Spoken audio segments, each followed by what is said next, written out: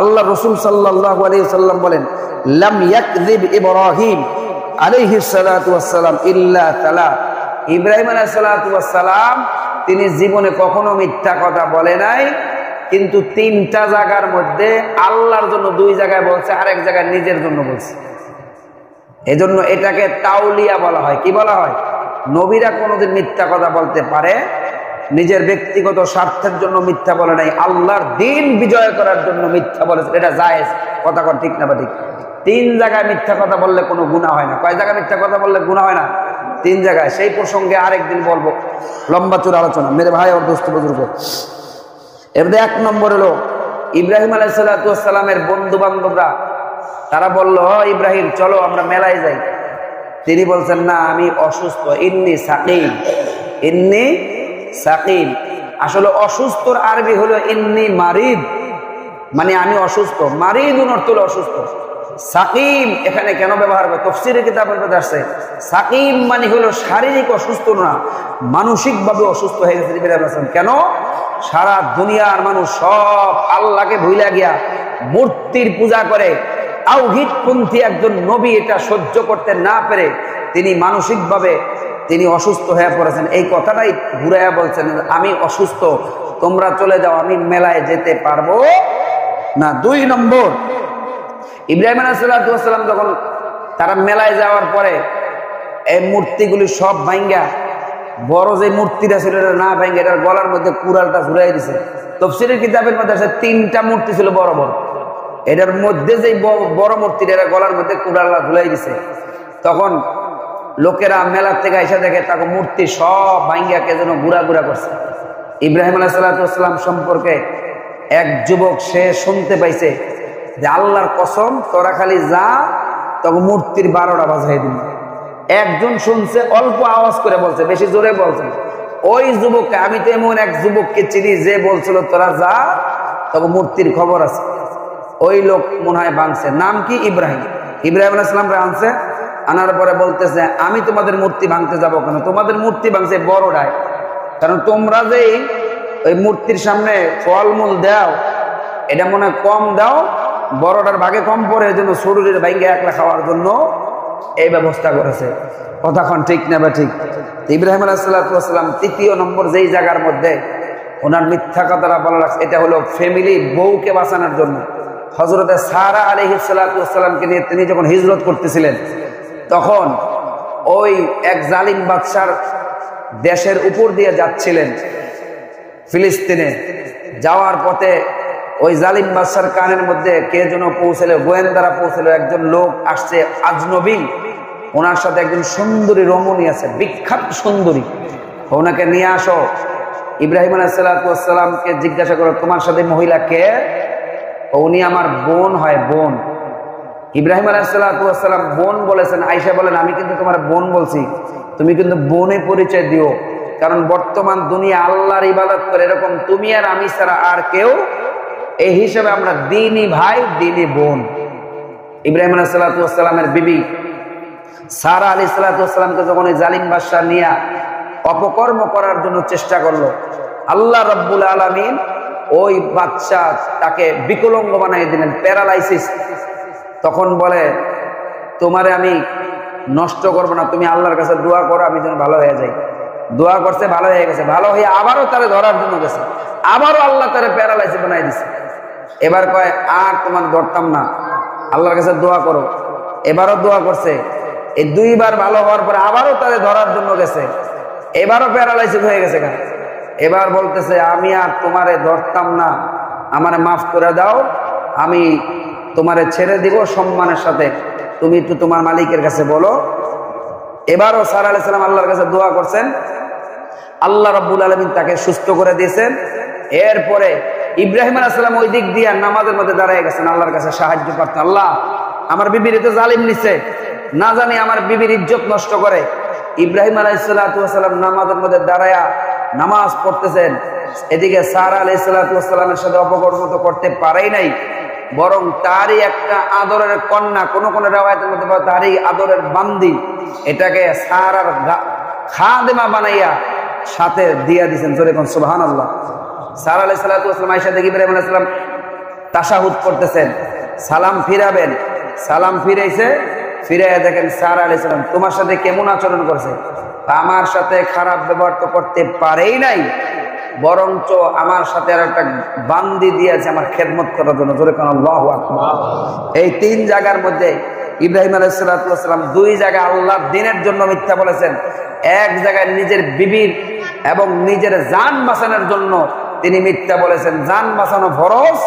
ইব্রাহিম আলাইহিস সালাম যদি বলতেন আমি ওই মহিলার স্বামী হই, জালিম বাচ্চাটাকে হত্যা করে ফেলতো। এই জন্য তিনি ভাই বোনের পরিচয় দিয়েছেন যাতে কোনো সমস্যা না হয়।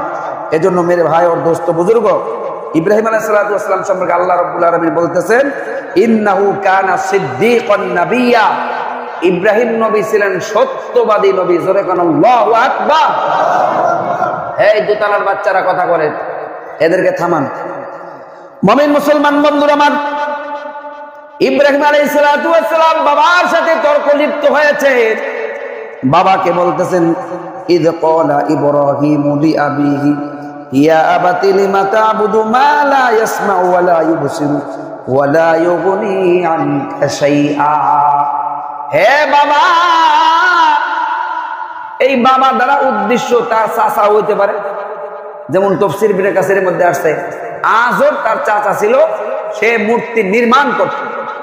তার চাচাকে বা তার বাবাকে বলতেছেন লিআবিহি ইয়া আবাতি, হে বাবা, লিমা তা'বুদু, তুমি এমন জিনিসের ইবাদত করো যেটা শুনতেও পায় না, দেখতেও পায় না, সেটা তোমারে বড় লোক বানাইতে পারে না, তোমার গরিবও বানাইতে পারে না, তুমি এমন জিনিসের ইবাদত তুমি কেন করো? নিজ হাতে নির্মাণ করিয়া আবার নিজেই ওইটার সামনে মাথা ঠোকো। আমার ভারতে 1,20,00,000 হিন্দু, তাই না? পৃথিবীর মধ্যে সবচেয়ে এই মূর্তি পূজা করে বর্তমানে ভারতের লোক। কথা কন ঠিক না ঠিক? এই জায়গার মধ্যে ইব্রাহিম আলাইহিস সালামের মতো কয়েকজন সন্তান দরকার ছিল, তাইলে এই দেশের মানুষগুলি তারা মূর্তি পূজা করতো না, এরা এক আল্লাহর ইবাদত করতো। কথা কন ঠিক না ঠিক? এজন্য ভারতবাসীর জন্য আমাদের আল্লাহর পক্ষ থেকে মেসেজ হইল, এই তোমরা নিজ হাতে মূর্তি বানাও, তোমরাই তো এটার নির্মাতা, এটার কারিগর, এটার মালিক তুমি নিজেই। মালিক হইয়া কেন তুমি নিজে হাতে বানাইয়া ওইটার আবার পূজা করো? তোমার মতো ব্যাককেল দুনিয়াতে আর কেউ নাই। কথা কন ঠিক না ঠিক? আল্লাহ এদেরকে হেদায়েত দান করুক। জোরে বলেন আল্লাহুম্মা আমিন। তোমরা মূর্তির সম্মান করো, এটার মধ্যে না আছে জান, না আছে প্রাণ। একটা মাছি যদি নাকের উপরে পড়ে, এই মূর্তির হাত দিয়া মাছিটা তাড়ানোর মতো কোনো ক্ষমতা মূর্তির আছে?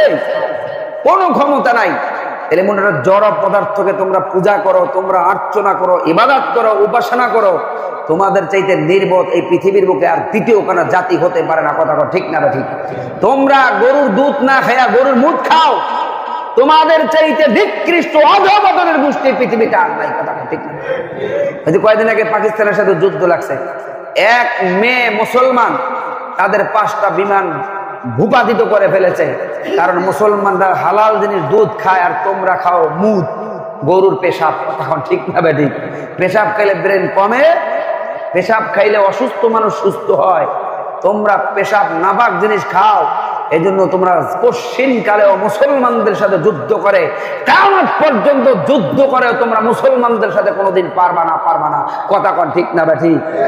আর গুজওয়ায়ে হিন্দের কথা তো মনে আছেই, নবীজি বলে গেছে কিয়ামতের আগে গুজওয়াতুল হিন্দ শুরু হবে। আফগানিস্তান, পাকিস্তান, সিজিকিস্তান, বাংলাদেশ, বিভিন্ন মুসলিম কান্ট্রিরা মিল্লা ভারতবর্ষকে টুকরা টুকরা করে ভারতবর্ষের হিন্দুস্তানের বাচ্চাকে ডান্ডা বেরি লাগাইয়া কানতে কানতে মুসলমানের দেশে আইনা রাম ধুলাই দিবে। কথা কন ঠিক না ঠিক? সেই দিন যদি আপনি জিন্দা থাকেন, মুসলমানদের পক্ষে জিহাদ করতে রাজি আছেন তো ইনশাআল্লাহ? আল্লাহ কবুল করুক। জোরে বলেন আল্লাহুম্মা আমিন। অতএব আমরা কোন মূর্তির সামনে যারা মাথা নত করে আর মুশরিক, আর আল্লাহ বলে মুশরিকরা কোনোদিন জান্নাতে যাবে। এবার আসুন, ইব্রাহিম আলাইহিস সালাম শুধু এখানে এই বলে শেষ না। আল্লাহ রব্বুল আলামিন সূরা কোরআনের মধ্যে বলতেন ইয়া আবাতি ইন্নী ক্বাদ জাআনি মিনাল ইলম, হে পিতা, আমার কাছে এমন এক নূর, এমন এক ইলম আল্লাহ আমাকে দান করেছেন, মা লাম ইয়াতিকা ফাত্তাবি'নি আহদিকা সিরাতান সাওয়িয়া, তুমি আমার অনুসরণ করো, তুমি সহ তোমার বাদশাহ সহ সবাই মিল্লা আমাদেরকে অনুসরণ করো। আমি আল্লাহর পক্ষ থেকে এমন এক এলেম পেয়েছি, এমন এক নবুয়তের মোহর পেয়েছি, যদি তুমি আমাকে অনুসরণ করো তাহলে তুমি মাপ পেয়ে যাবা। জোরে কোন সুবহানাল্লাহ। কিন্তু ইব্রাহিম আলাইহিস সালাতু ওয়াস সালাম সেদিন কি করে নাই? তার কথা মানে নাই। তারপরে বলতেছেন ইয়া আবাতি লা তা'বুদিশ শাইতান, হে বাবা, হে চাচা, হে আমার জাতি গোষ্ঠী, তোমরা মূর্তি পূজা করতে গিয়া তো শয়তানের পূজা করে বলে গেছে। শয়তানের লা তা'বুদিশ শাইতান, তোমরা শয়তানের ইবাদত করিও না। ইন্নাশ শাইতানা কানা লির-রহমানি ওয়াসিয়্যা, শয়তান হলো আল্লাহ রাব্বুল আলামিনের অবাধ্য। কারণ আল্লাহ রাব্বুল আলামিন শয়তানকে বলছিল উসজুদু লি আদম, আদমকে সিজদা করেন, এই জন্য আল্লাহকে অমান্য করেছে। অবাধ্য ইবাদত তোমরা করিও না। ইবাদত হবে একমাত্র কার? ইয়াকা না'বুদু ওয়া ইয়াকা নাস্তাঈন। বুঝে না? এরপরে আল্লাহ বলতেছেন ইয়া আবাতিনি আখাফু আইয়ামাসসাকা আযাবুম মিনার রহমান ফাতাকুনা লিশ-শাইতানি ওয়ালিয়া, আমি ভয় করতেছি তোমাদেরকে, তোমরা জাহান্নামের আযাব তোমাদেরকে গ্রাস করবে এবং শয়তান তোমাদের অভিভাবক হয়ে যাবে। মুসলমান, আমাদের অভিভাবক হলো আল্লাহ। আমাদের অভিভাবক কে? আমাদের গ্রামের মানুষ কয় যার কেউ নাই তার আছে কে? আল্লাহ কোরআনের মধ্যে বলেন আল্লাহু ওয়ালিয়ুল্লাযীনা আমানু ইউখরিজুহুম মিনাজ-যুলুমাতি ইলান-নূর।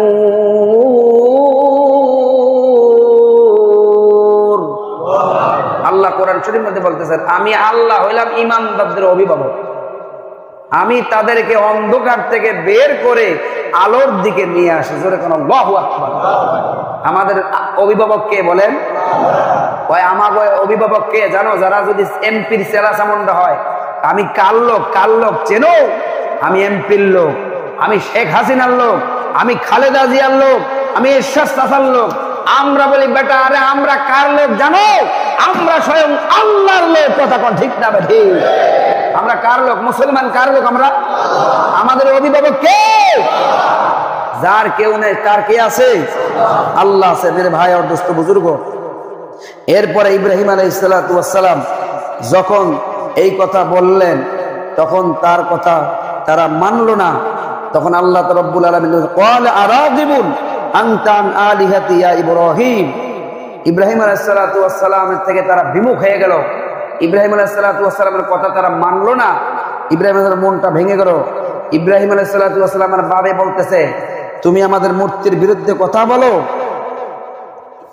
লাইন তানতাহি লাআরজুমান্নাকা ওয়াহজুরনি মালিয়া, তুমি যেইভাবে মানুষদেরকে সোচ্চার করতেছো, যেইভাবে আমাদের দলের মধ্যে ফাটল সৃষ্টি করতেছো, এগুলি বন্ধ করো। যদি বন্ধ না করো তাহলে তোমাকে রজম মেরে পাথর মেরে তোমাকে হত্যা করব, আর নয়তো তুমি আমার চোখের সামনে থেকে দূর হয়ে যাবে। এইভাবে ইব্রাহিম আলাইহিস সালামকে বাপে কি দেয়? হুমকি দিতেছে। কি দিতেছে? মেরে ফেলার, হত্যা করার হুমকি দিতেছে। ইব্রাহিম আলাইহিস সালাম অনেক বোঝানোর জন্য চেষ্টা করলেন, কারণ মনটা খুব কাঁদতেছে বাবার জন্য। কিয়ামতের ময়দানে আমি জান্নাতে যাবার, বাপ মা তারা জাহান্নামে যাবে, এটা ইব্রাহিম আলাইহিস সালাম চাইতেছেন না। বুখারী শরীফের হাদিসের মধ্যে 3350 নম্বর হাদিসের মধ্যে আসছে